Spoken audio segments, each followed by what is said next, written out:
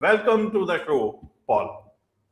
It's great to be here, Jay. I appreciate the opportunity to talk and have this conversation. You are welcome. Welcome to the show, Paul. Welcome to India in this online form. And I'm sure not just in India, but a lot of people across the globe will benefit from what we are going to talk right now. We'll talk about faith, we'll talk about hardship, and we'll also talk about redefining success and much more. But before that, let's talk a bit about your background, your journey, your story, so that the audience knows who they are listening to. Yeah. Yeah. So, one thing I like to tell folks when they ask who I am, it's very hard to define because, particularly in America, there's a lot attached to the job that you have and the things that you accomplished, the titles that go along with your name.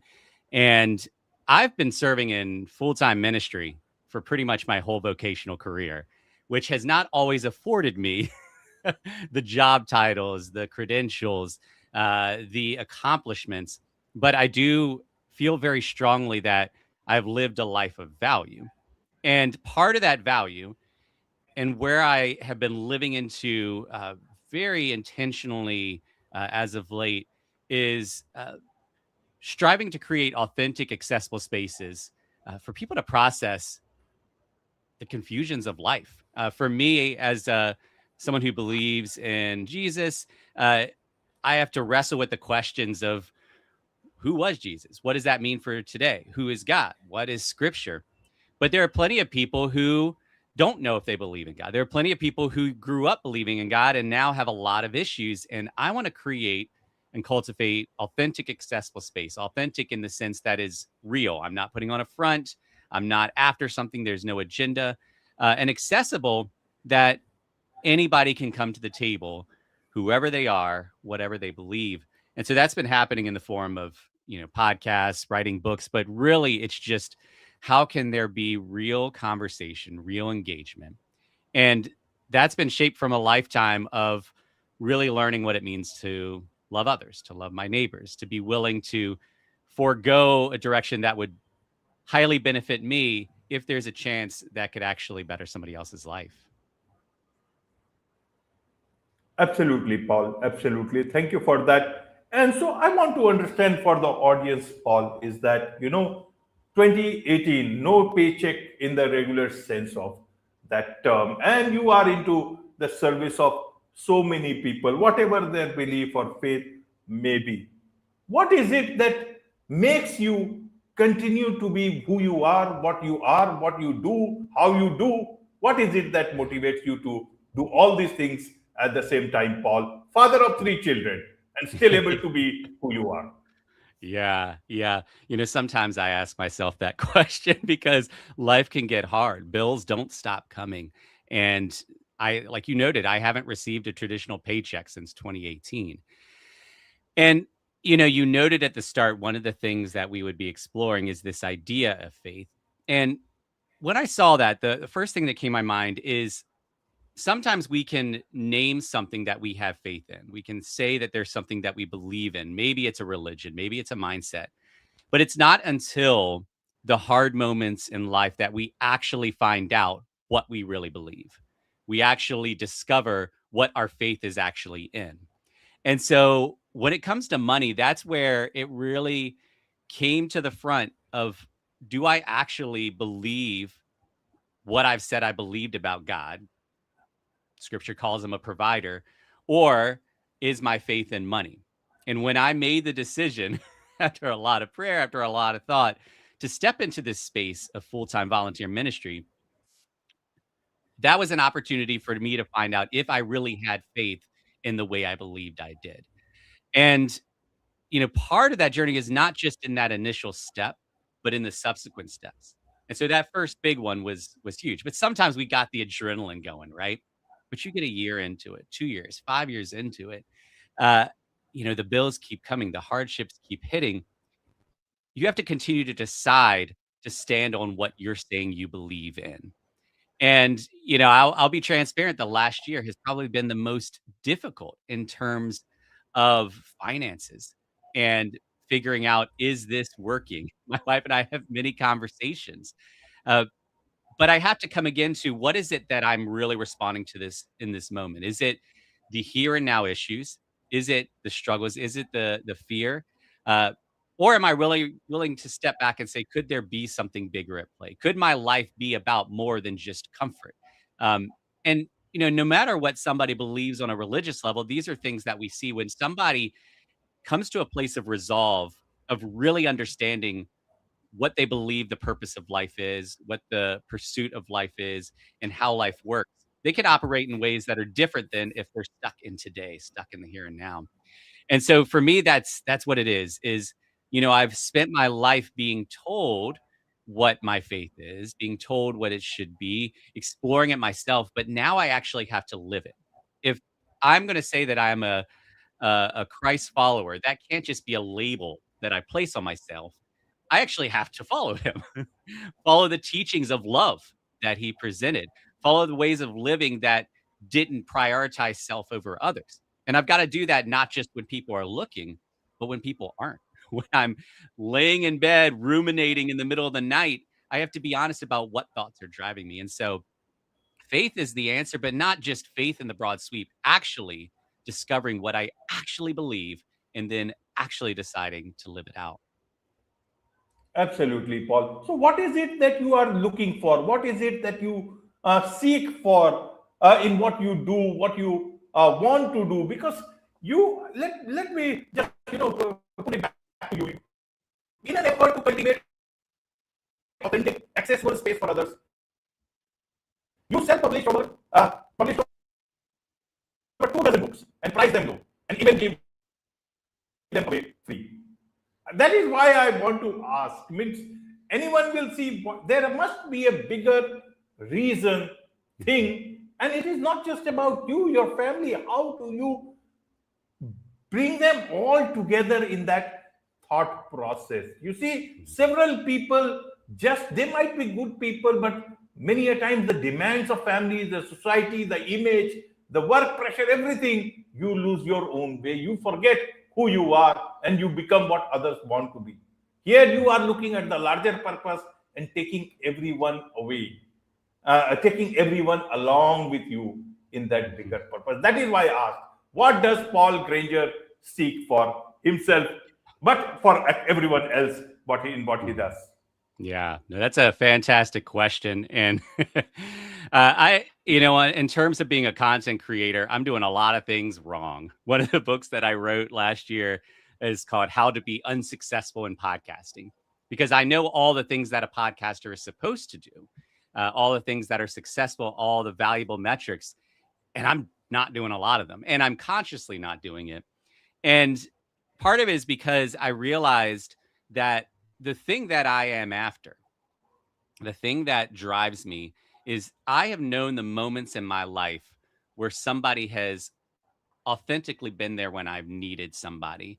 Um, and they were present and they were honest, they were real, but you could capture all of that there was a display of love. And I use that word hesitantly because we have a lot of connotations to the word love, but the love I'm talking about is this deeper thing. It's not just a feelings thing. It's not just a being nice thing, but it is choosing to value the other person and choosing to be willing to sacrifice for that other person if needed. And because I've experienced that in my life, and because I know the moments where I haven't experienced that, I also know there are many people who are in that space of feeling alone, feeling unseen, feeling unheard. And I want to be able to be authentic in that. But, I mentioned the accessibility piece as well. And you talked about how one of the things that I do is I price all my stuff low. Like that's a very foolish thing to do, especially when, my family could benefit from more income. But I do not want money to be a barrier to somebody being able to feel like they aren't alone anymore, for someone to be able to have an opportunity to feel like they are understood and heard. In fact, I've got a page set up where all of my books are available free as PDFs that I will gladly share out because if I'm not doing that, it could be very easy for me to fall into a place where I might still care about others, but I'm also making my decisions being driven by money, being driven by fear of not having enough money, being driven by a desire for more money. And this isn't to say if somebody's thinking about money, that's the problem. But I know for me, I have been uh, given this picture of what my life could look like, a life that is not bound to fear, but is in pursuit of love. Now, will I get it right all the time? Absolutely not. Are there books that I probably could price higher and that'd be fine? Yeah. You know, but it's the every day I want to be willing to ask the question, are the decisions I'm making based out of love or based out of fear? You know, for me, the core of scripture boils down to love God and love others.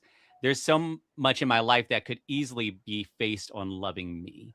Now, all this is great to say as like a theological discussion, but to your point, living it out as a husband and a father of three who has a mortgage and payments, that does, like I noted earlier, it puts me in this place where I have to decide, do I actually believe in what I'm saying I believe?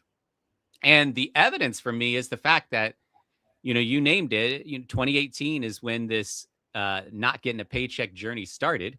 And here you and I are in 2026, and I have not yet lost the house.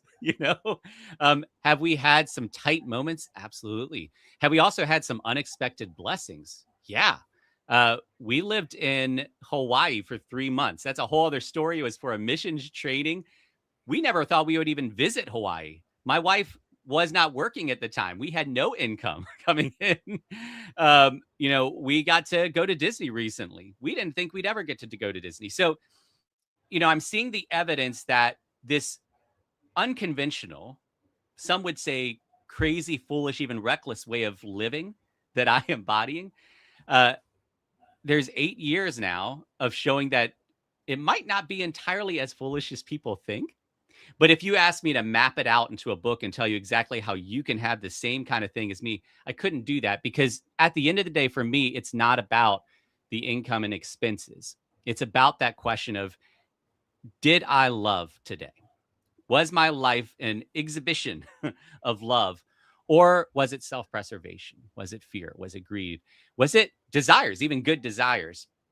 And at the end of the day, I'm coming to realize that the day itself is part of something much bigger that extends past my lifetime.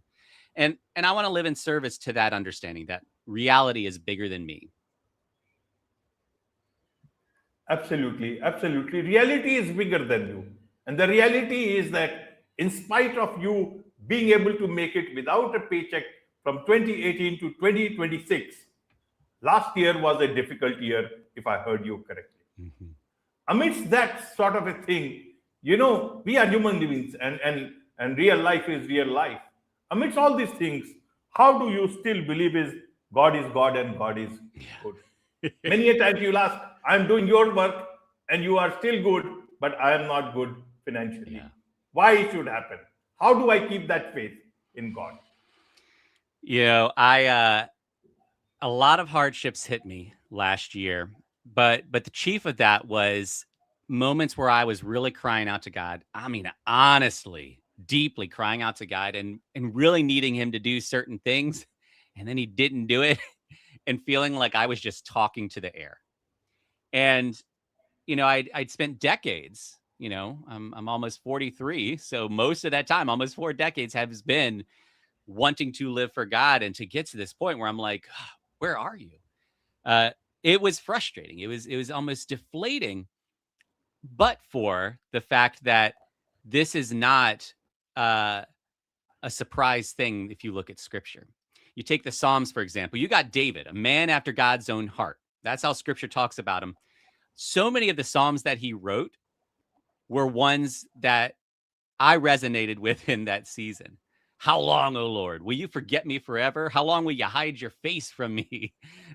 Even Jesus quoted scripture and saying, my God, why have you forsaken me? And this is Jesus saying this.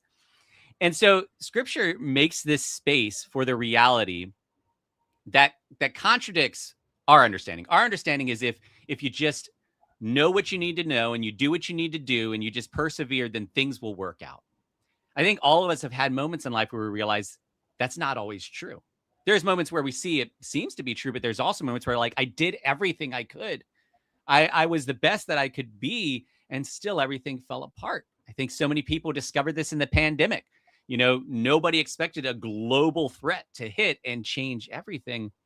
And scripture confronts this idea, but then there's this hope that exists still, that even as everything seems to be falling apart, even as everything seems to have gone wrong and God seems absent, David and other psalmists somehow have this piece of them that knows something that is true beyond what they understand. Scripture says the wisdom of God is foolishness to man. And I've been sitting with this idea. I know how I want things to work out.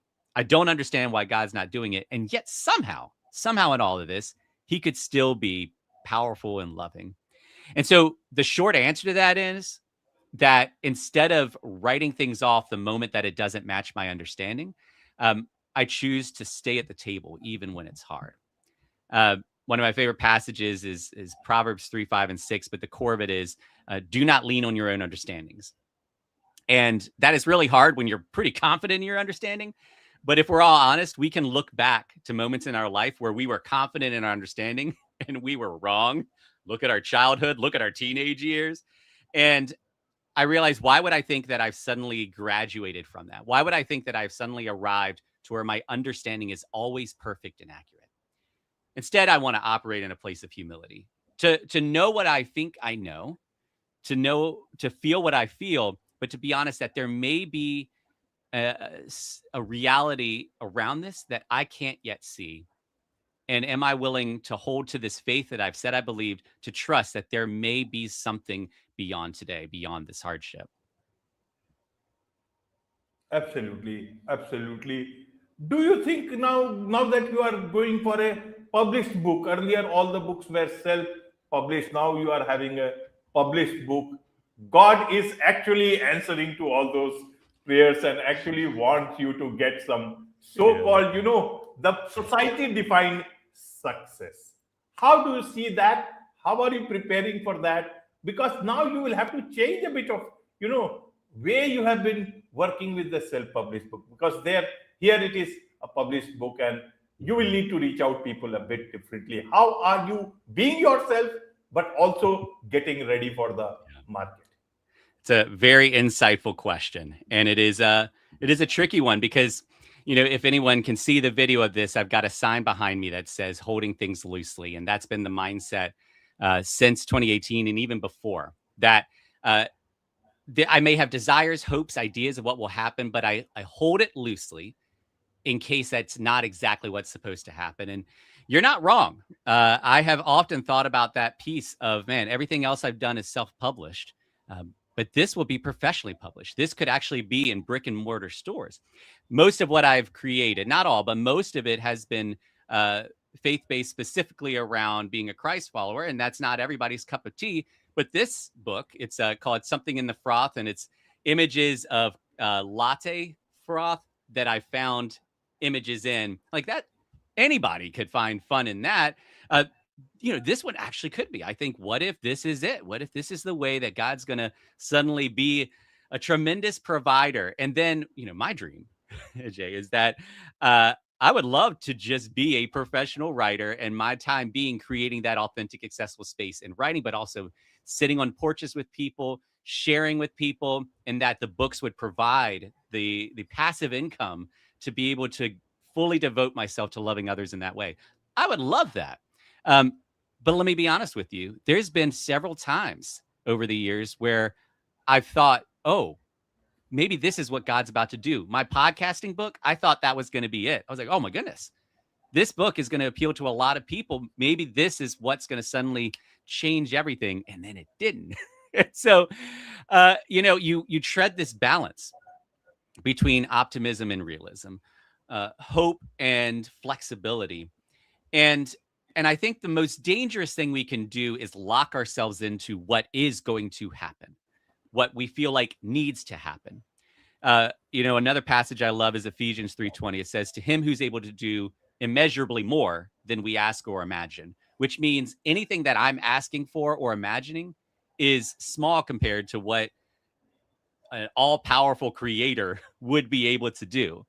And so, man, would I love this to open up an opportunity for a passive income that frees me to serve others freely? Oh man, I would love that.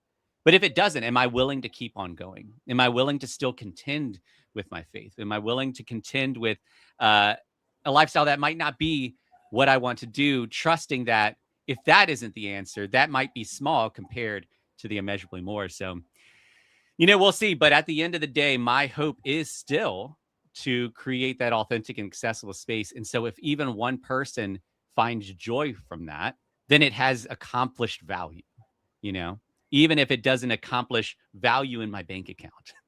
But it is to be seen.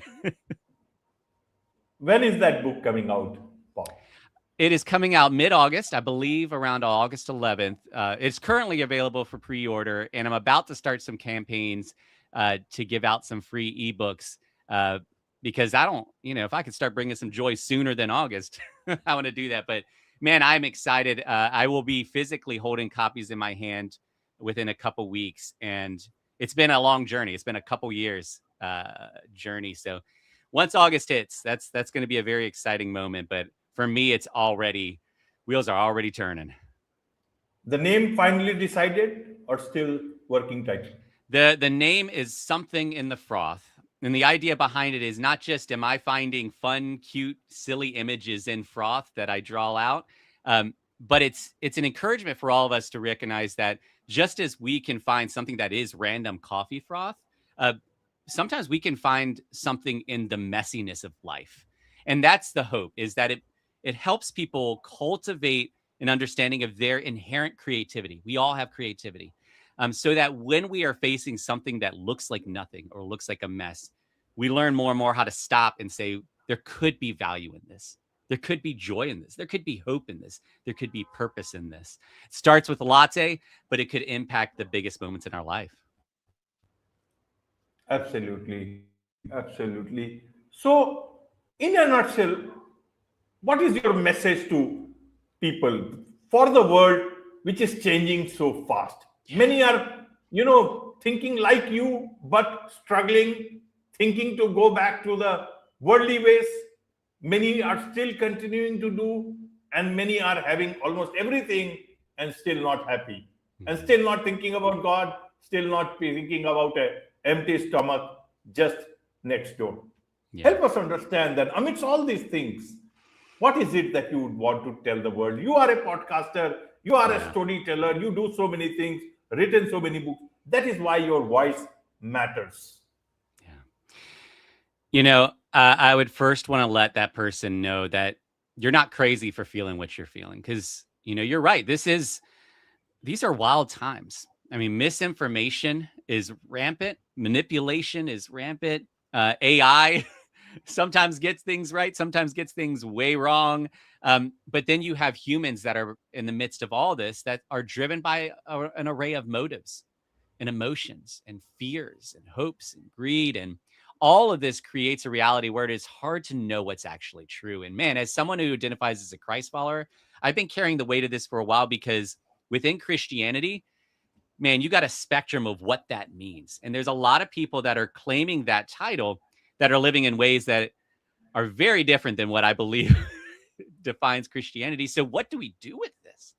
Well, I think part of the answer is what I shared earlier. Are we willing to pause and really be honest and humbly honest with ourselves about what it is we believe? Or to put another way, when we are having a response or reaction, are we willing to honestly ask ourselves why? What is it that's driving me in this? And this is what I would say is, in any space in which fear is the primary driver, I would invite you to exercise caution. I personally believe, like, fear in and of itself isn't bad. If a bear is coming at me, fear is a healthy response. Scripture even talks about fearing God. So fear isn't the problem. But I would caution anyone for whom fear is the driver, because when it has the keys to the car, it can drive in really erratic, dangerous ways, or drive you away from something that's actually good. Fear can break up what could be a good, healthy relationship because the person's been hurt in the past. So if fear is driving you, I would invite you to pause, exercise caution, and then consider what else could you give the keys to? So for me, I like to give the keys to love, to authentically care about people, come alongside people, value people. But I have to make that decision every day. And so that's what I would say is don't try to exert all of your energy on trying to figure things out, because I can guarantee that you won't figure it all out. And I can guarantee that a lot of sources you pull from may not be 100% reliable. So you are perpetually in a place where full understanding seems accessible, but would never be.